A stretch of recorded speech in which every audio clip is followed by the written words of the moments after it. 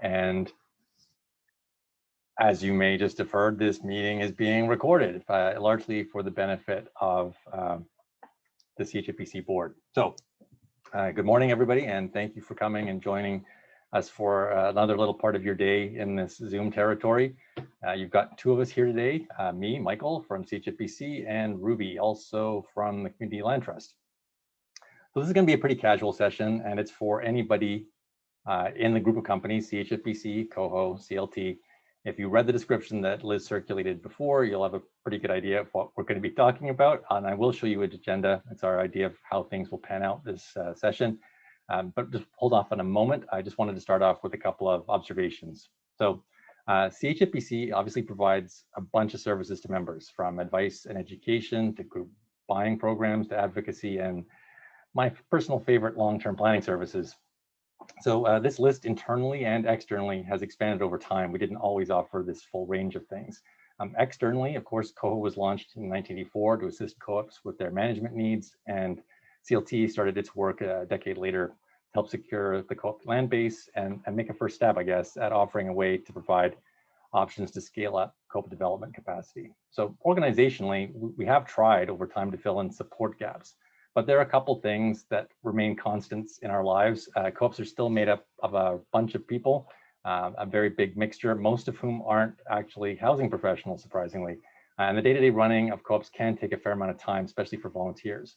So that makes it hard to deal with important issues that might not always seem to be in need of immediate attention.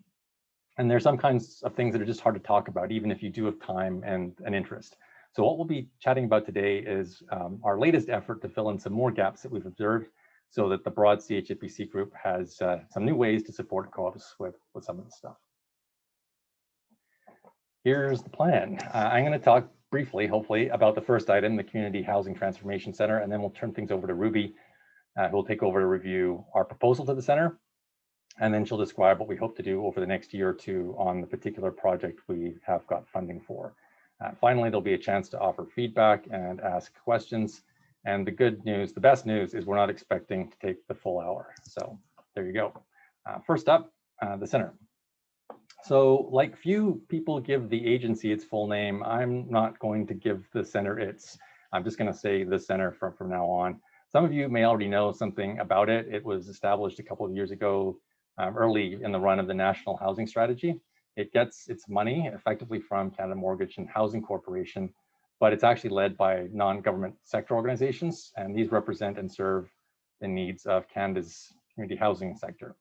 Those organizations that were part of the founding of this organization include BC Nonprofit Housing Association, CHFBC, CHF Canada, the Canadian Housing and Renewal Association, Housing Services Corporation, the agency itself, and there are others as well. And the center's mission is to support the work of these community housing providers, and it does so through providing tools, best practice information, and critically, financial resources. And in fact, there are three significant streams of funding. They're grouped under two broad umbrellas. All have ties to this notion of transformation. So the center is ultimately trying to empower community housing organizations, whether they're small or large, to become stronger and find better sustainable ways to work. It's interested in new things, new approaches, new tools, new ways of doing things. And it's definitely not interested in funding core programming. But it is about funding things that align with various government objectives, and we'll have more to say on that in a moment. So if you're curious about the center generally, you can always visit its website. It's pretty extensive. It uses a weird new top-level domain and also the latest in internet marketing techniques. So you'll understand better that reference when you visit the site, which I do encourage you to do. And you can find it at center, spelled RE, .support. So that's the top-level domains, .support. If you go there, you will see references to something that the center calls the Sector Transformation Fund. So under that umbrella, there's a stream for more local projects and another funding stream for projects expected to have a wider impact. The local project stream typically will offer support to smaller local community housing providers, either individually or maybe in a small group. And then there's a second funding stream, the sectoral impact stream. And as the name suggests, its aim is to support sectoral service providers, community housing providers, and groups with a larger reach. So groups like CHFBC really, which is of course a membership that includes what, 19 out of 20 co-ops in the province. So pretty broad impact that we could have. And our focus was on trying to access funding under this sectoral impact stream. The other umbrella is the community-based tenant. This is one of those words that just doesn't come naturally to me anymore. Tenant initiative. It also has funds available to it. Oh, it looks like we've gone forward there. Yeah, has funds available, but they're focused at expanding tenant or member engagement. So projects in that category might raise public awareness of tenant issues, increase tenant participation, support tenant access to information about improved housing options, and generally tenant rights. So that word tenant obviously comes up a lot. That's all taken from the language used by the center. These programs are clearly not co-op specific, but they are all open to co-ops, and there may be explorations we want to take in this direction in the future. But this is the interesting thing. So there's quite a lot of money backing the center, around $70 million for its operations to 2028. And the STF grants can run to more than $100,000 each, and possibly considerably more than that. So as you could expect, there are a lot of groups out there that want their cut of this, and there's quite a competitive application process. So even if you pass over the basic eligibility hurdles, there's still an evaluation system to confront. And there are points for clarity, partnerships, feasibility, like how practical is it going to be to do this, your capacity to do it, and your ambition. So really the scope of the impact that you're anticipating your project will have. And I mentioned eligibility hurdles. Even if you have a great idea, the center has some key concerns, and whatever umbrella you're trying to access, you're going to have to meet one or more of these key things that they're interested in. And they're the kind of things that you will have observed in the National Housing Strategy more broadly if you've checked out some of the other programs there. So there's things like reducing the environmental impact, addressing gaps in Indigenous housing, increasing community engagement and social inclusion, and generally supporting sector growth. So obviously CHFBC has some kinds of built-in partnerships across the group of companies, and we decided that we would make a decent bid for funding to support some of the work that we've really hoped to get to for years now, but have had very limited capacity to tackle. So I'm going to actually hand things over now to Ruby to talk more about that. So Ruby, unless there are any questions, of course, about the center, but the center's website is probably the best source of information for that rather than me. But if there aren't any, I'll just turn things over to Ruby. Yeah, thanks, Michael. Liz, does it look like there's any questions? I don't see anything, no. Great. All right, so I'm going to talk about our project proposal, the plan, and the timeline. So the proposal centered on the development and delivery of this thing we've called the ARC program. So it stands for Active Resilient Communities, which is a comprehensive program that blends elements of the Co-op Compass from CHFBC, the Co-op Cafe that CLT has done, and other engagement platforms and methods. Under the ARC umbrella, the project proposal has three main components. The first is robust and effective digital engagement and facilitation. So CHFBC Co-op services and meeting support staff have already demonstrated the effectiveness of digital delivery of services to co-ops, and they've had a lot of successes in that area. So we will hope to build on those successes, looking at facilitation methods specific to online and hybrid delivery, as well as a broader range of platforms, including a new, to us, asynchronous platform. So member engagement won't be limited to time spent in a session. It also includes support for co-ops engaging in challenging conversations or approaching decision points. And these will involve sessions that are maybe a bit more heavily facilitated than what CHFBC is currently doing. We'll be seeking out consultants that are experts in the areas that staff are not. So we will be working with Katie and the education team to look at who these consultants can be. They will be brought in for the topic specific sessions, which will include things such as JEDI, or Justice, Equity, Diversity, and Inclusion, anti-racism, environmental sustainability, renewal or redevelopment, etc. Next slide. So ARC will consist of a series of modules that can be mixed and matched by co-ops depending on their specific needs, and CHFBC staff will be able to recommend certain combos based on these stated needs, which I believe is similar with what happens currently with the Compass. And they'll roll out in this order. So you'll do a co-op SWOT, so strengths, weaknesses, opportunities, threats, move into values and vision, then go into these topic specific sessions, which we'll get into later, move into action and implementation, and then it'll kind of wrap up with the co-op receiving a report. Next slide. So the co-op SWOT is really a co-op self-assessment of their strengths, weaknesses, opportunities, and threats. I know that in the past, CHFBC has used SOAR, which is strengths, opportunities, aspirations, and results. And this is a bit different because at this stage, co-ops won't yet be thinking about those actions results. They'll be really evaluating the current state of their co-op and what's happening. Then they'll move into the vision and values. So this is a creation of core co-op values and vision for the future, including community mapping. So community mapping is also known as asset mapping, and it involves members identifying the assets, values, and beliefs of their community, looking at their opportunities, so building on the previous session, and creating kind of a map connecting the present lived reality of their community to their community in the future. And this can be a literal geographic map, or it can be kind of a more figurative map.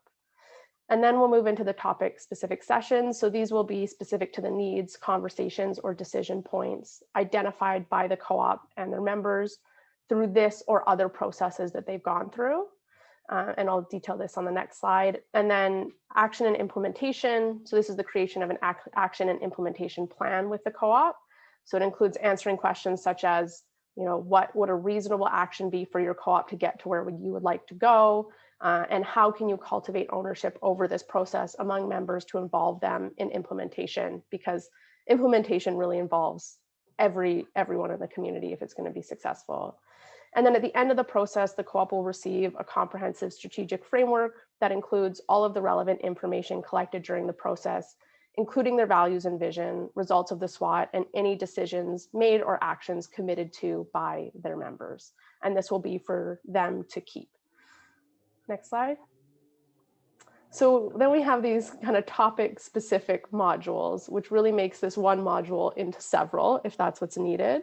And so these are areas that we're thinking of for the topic specific session. So it would include things like reconciliation and JEDI work, supporting low-income members without government support, aging in community, environmental and maybe social sustainability, dealing with conflict. Do they want to join CLT or do they want to kind of go it alone? Are they looking at renewal or redevelopment? And then we have other, because we know that there's going to be things that we haven't thought about. And so some of these will be delivered by staff, because staff will hold that expertise to facilitate and deliver these sessions, but some will need to be done by outside consultants, as certain areas require specific skill sets and expertise that we just can't rely on staff to have. Next slide. So the project will take place over kind of the next approximately year and a half, and the timeline consists of 3 stages. The first is initiation. So the initiation stage is, we're starting it now, and it's going to take about 3 to 4 months. So this is module and delivery development. This will likely include us looking into allowances for hybrid meetings. So how do we do that?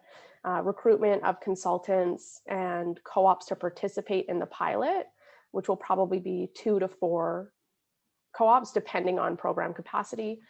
And then getting and setting up any new tech that we will be using for program delivery. Next will come the execution stage. So this is the bulk of the project. We're thinking it'll be about 14 months, so just over a year. This will include, like, the biggest part of this is actually doing a pilot. So we will be taking 1 or 2 co-ops through the program and then refining the modules and or the delivery based on their feedback, and then ideally doing it 1 more time. So doing 2 iterations of the pilot so that we can refine as needed, because the ideas that we have for what work might not be practical for co-ops in action. So this is key. And the goal here is for us to have participating co-ops that will need to go through all of the modules so we can get feedback on all sections, probably have different topic specific needs, so that we can look at how those will fit into the program as a whole, and will be candid and honest in their feedback to us about the process, because that's really what we'll need. And so once the pilot and the refinement have all wrapped up, we'll move into the closure stage, which is anticipated to be about 2 to 3 months. And here our main activities will be creation and dissemination of a lessons learned document about our experience with digital and hybrid delivery.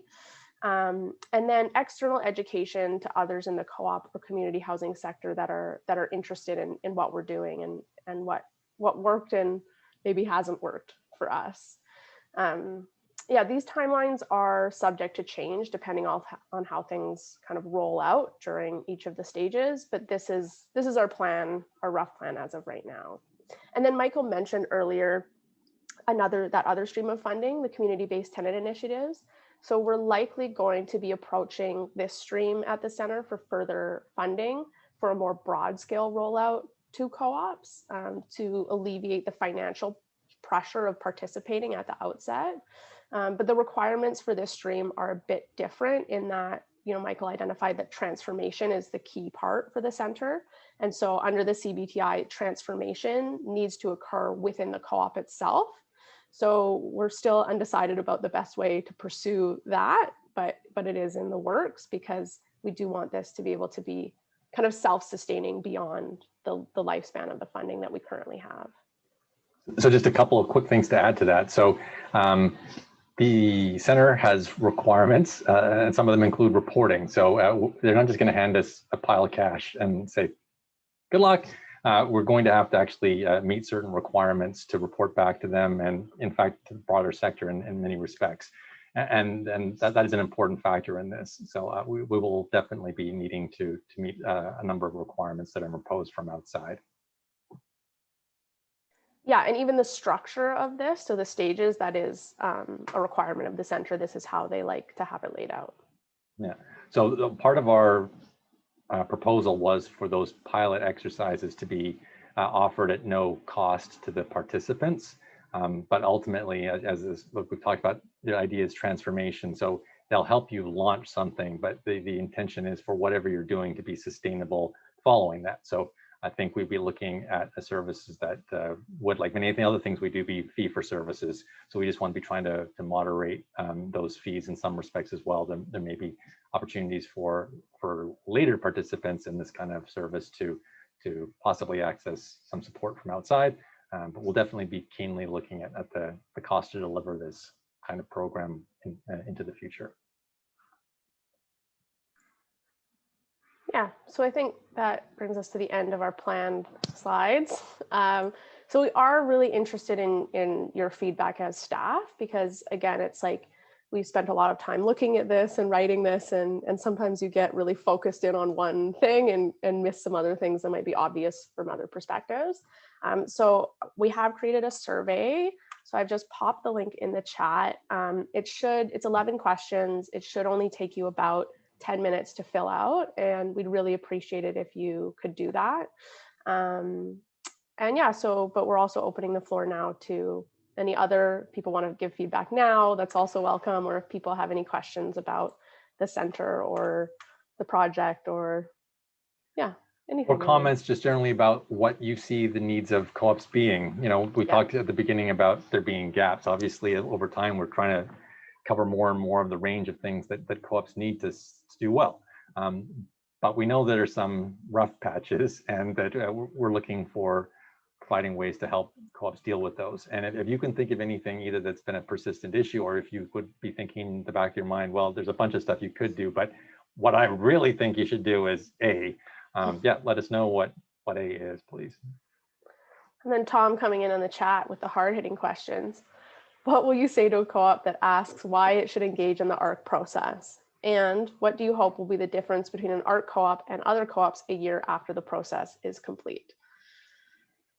So, I mean, why should they engage in the ARC process? Basically for what Michael said at the outset, right? Like, I mean, Michael might be better positioned to speak directly to this, but we've had this conversation a lot, which is that co-ops are dealing, there's a lot of conversations and decisions that co-ops need to make, and they just don't have the adequate resources or time to approach those directly. And I think we've heard that these are causing conflict within their memberships that kind of ripples out beyond just that thing.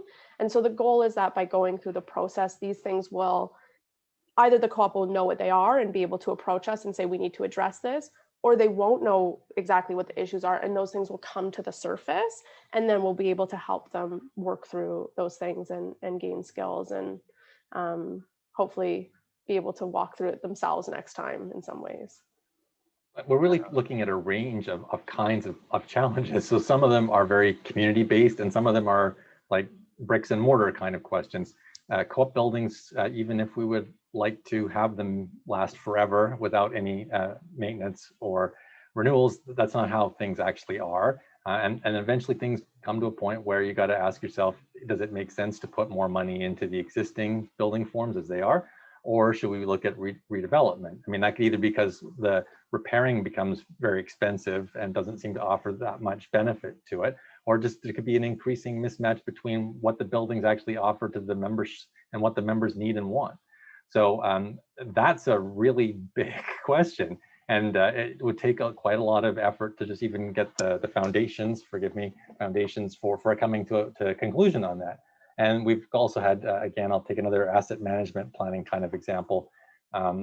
There are a couple of co-ops that you probably know have really struggled with massive vacancies, buildings that are of questionable safety. What are you going to do with them? And it can take a long time to see, A, that there's a real problem. But even when you've done that, what are you going to do about the problem? Do you have the capacity to fix it? And we worked with a couple of co-ops on the asset management planning side of things where it was clear that there was sort of an impossible challenge for the co-op to deal with internally, but it didn't mean there weren't options. And it involved basically a couple of years in both cases of making connections to outside organizations, in this case, the Community Land Trust, and get the community wrapping its head collectively around the idea of maybe it makes sense to transfer our lands. So it'd be nice if we were thinking some more organized ways of handling these kinds of things and maybe catching some of them before you're basically bankrupt or your building is condemned. So, you know, we think there's quite a broad range of uses. So I made some examples of the more material challenges, but there are other conflict challenges or inclusion challenges that are equally demanding, but just something I'd let Ruby talk about.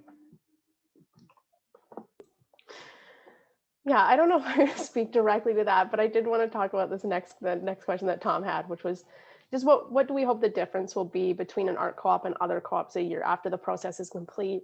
And for me, the question is more, what will be the difference in that same co-op before and after they go through the process, you know, because I think co-ops, although they may deal with similar issues, the internal workings of what those issues are about can be very different.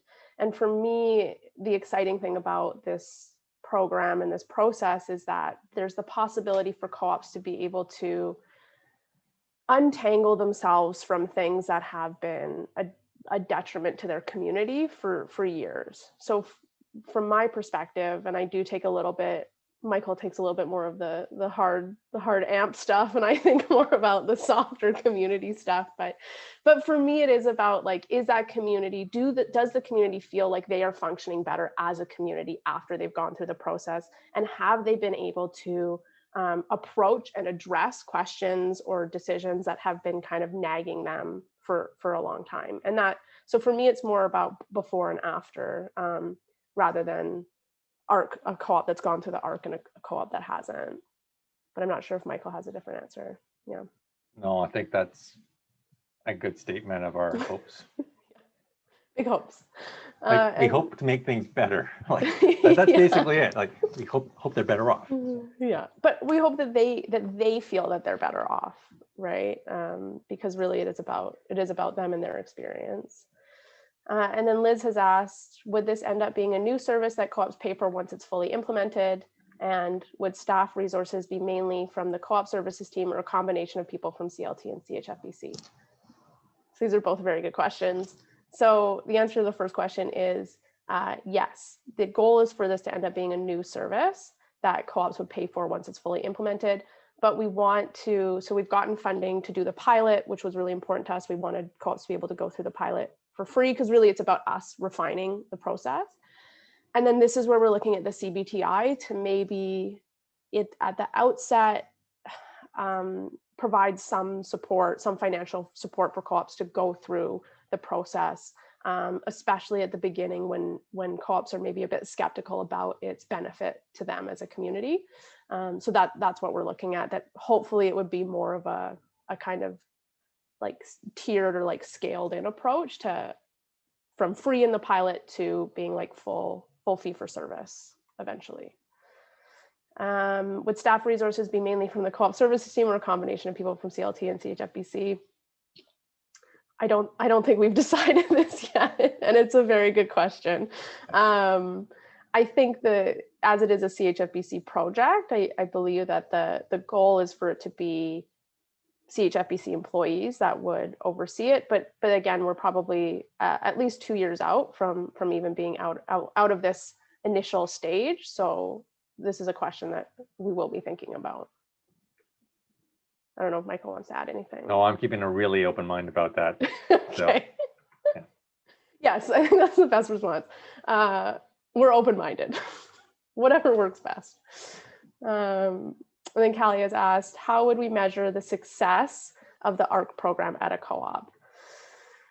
Yeah, I struggle with this question. I don't know if Michael, having a bit of a different brain than me, has a more direct answer. But again, it's for me, it's about, has the co-op been able to address, like if they approached us with a problem and they wanted to go through the program to address that problem, have they been able to address that problem? Have their actions and implementation that they came up with, was it effective for them? Did that work? Did they actually do it? But a lot of success around these more like social metrics is a little bit of a self-assessment. I mean, there is stuff with like the Jedi work and the kind of anti-racism and reconciliation work that you can kind of set targets for yourself, but sometimes it is more about that self-assessment. But Michael might be more specific. No, I mean, in certain cases, it really will depend on the nature of the challenges that a particular organization is facing. But I would like to see some decisions. That for me, a success is a decision, because there are a lot of these things that people just avoid thinking about. So anything that they can declare concretely is going to be an indication of success. So again, it'll really depend on the nature of the situation. I agree with Ruby that a lot of the things will be very much self-assessed. So our measures will actually come out of the co-ops. Do they feel that they benefited? Do they think there's been an improvement? So we'll have to be very careful about how we monitor those kinds of responses within the communities. Thanks, guys. Just wondering, so would that involve something like surveys and stuff like that? I guess probably. Yeah, usually you would do a kind of before-after survey to see, but this is going to be part of the pilot, is seeing how do we actually measure these things? What are the questions we need to ask? What are we even looking at in terms of, is it a decision? But there's some of the things are more about internal conflict and how do you navigate that? So when you're dealing with, generally those types of things are done via surveys because they can be anonymous. And usually you get more honest feedback from people. And I think, although Ruby, you showed the general progression through the program, we have contemplated there being further periodic check-ins after, a set amount of work has been done. So we'll still be exploring, I think, for some time how best to follow up. Cool. Okay, thanks. Okay, then Tom has asked, the main criticism of the old Compass process was or is that completing it feels like the end of a process when it should be the beginning. How will ARC address this issue? Well, I would say a couple of things, but I wouldn't want to speak over Ruby. So Ruby, if you want to say anything first, go for it. Yeah, so I don't know if you would just want to go back to the structure, the arrow with the yeah, the next one. Yeah. Yes, There we this go. one. So we kind of looked at it as looking at, so in my master's, I did Indigenous community planning, and in that community, there's this thing called comprehensive community planning, where you do community planning based on the input of the community members, and you look at kind of everything in the community. So when looking at this process, we roughly kind of based it on that type of thing, where you start with your strengths, weaknesses, opportunities, threats. You look at the bigger picture, you look at your specific issues, and then you go into what can we do to address these specific issues. And then you have at the end a report that comes out of it that has all the agreed upon actions by the community. And then the goal is, by including the community in all of the steps of the process, you have kind of buy-in from members of that community. And so they're more likely to participate in action and implementation. So the Compass, I think, did some action stuff, but we're hoping that by kind of vetting those actions in a way with the community, that the buy-in will be better. And then we've also looked at offering kind of an annual like refresher, so where the facilitator would come back to the community and say, look, this is what you said that you wanted to do. Have you met any of these marks? And if not, can we look at what's gone wrong and why it hasn't happened? Is it because your action implementation didn't actually make sense for your co-op, or is it because of a broader kind of buy-in problem? And to that, I'd add another distinction with the Compass, I believe, really rests in how the topic specific module is supposed to work. So the original Compass was very much, well, it was a little insular. The knowledge that was discussed, the issues all come from within the co-op without sort of any direct ties to outside expertise. And we're hoping that, through that consultant selection process, that the people who are facilitating the conversations within the co-op on the specific topics actually have knowledge about the specific topics in a deeper way than the Compass offered. So if people are engaging in a conversation about renewal or redevelopment, hopefully we're going to see some of the team working with the co-op actually having experience in those areas, which will offer a lot of value, I think, and help co-ops move from just talking generally to having at least some notion of where to go for more information, or the kinds of things that hopefully will be brought out in the conversation that they'll realize they have to focus on. So I think there'll be some additional benefits, serious additional benefits from that. Yeah, and so Ed had a follow-up question, which he said was answered, but I'll just read it into the recording. So he just said, some co-ops have struggled with carrying out the actions identified after going through the Compass.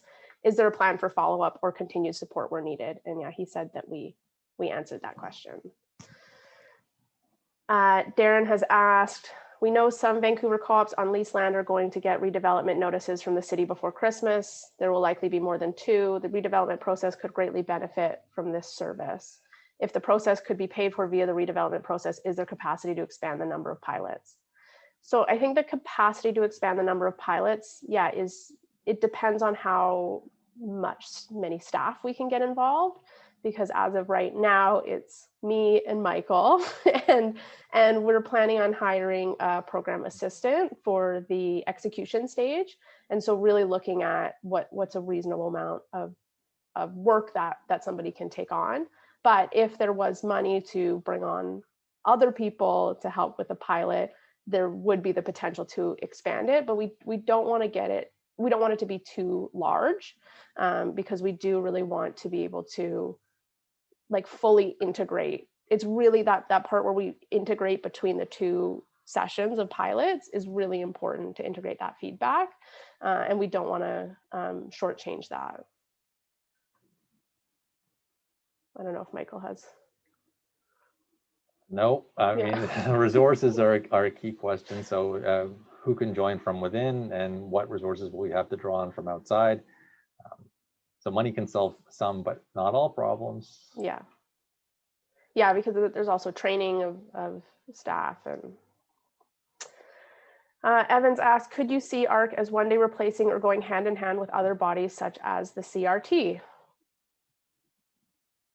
I don't know. I personally didn't think about this. I don't know if Michael has. It's a great question. No, it is an interesting question about the interaction, about how to deal with conflicts. So much of this, there's a lot of diversity within the areas under discussion. So it's an important but limited interaction with dispute resolution. I think a lot of these things are issues percolating without like a concentrated area of like a crisis. So it's not like something that you would be comparing to taking a particular matter to the CRT. But we should think about that more. Mm-hmm. Yeah, I think the goal is to be able to help co-ops address some of these things before it gets to the point where members are feeling that it's necessary to go to the CRT. But yeah, it is a really good question. It's a good point.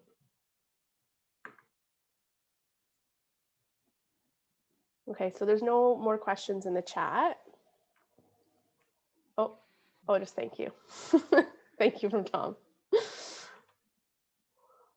Yeah, so thank you all for coming. I think Michael and I are both really excited about this and that it's moving forward, and we're really looking forward to your feedback, and we hope to keep you in the loop about what's going on as we progress as well. So we might do this again for you. Terror is a form of excitement. What was it? My mom always told me that if you're being afraid and excited at the same time is thrilled. So there you go. But yeah, please, if you could, check out those surveys. And if you don't have anything immediately in mind, if something comes to you, we'll be at this for a while. So do feel free to drop in your notes to us whenever you feel that's convenient. Yeah, absolutely. And then Lily has asked she said, sorry, I missed the first half. If you could share the recording, it would be appreciated. Yep. Yeah, I don't see any problem with that. Yeah. Great. Thank you, everybody. Yeah, thanks for coming, and enjoy the rest of your day.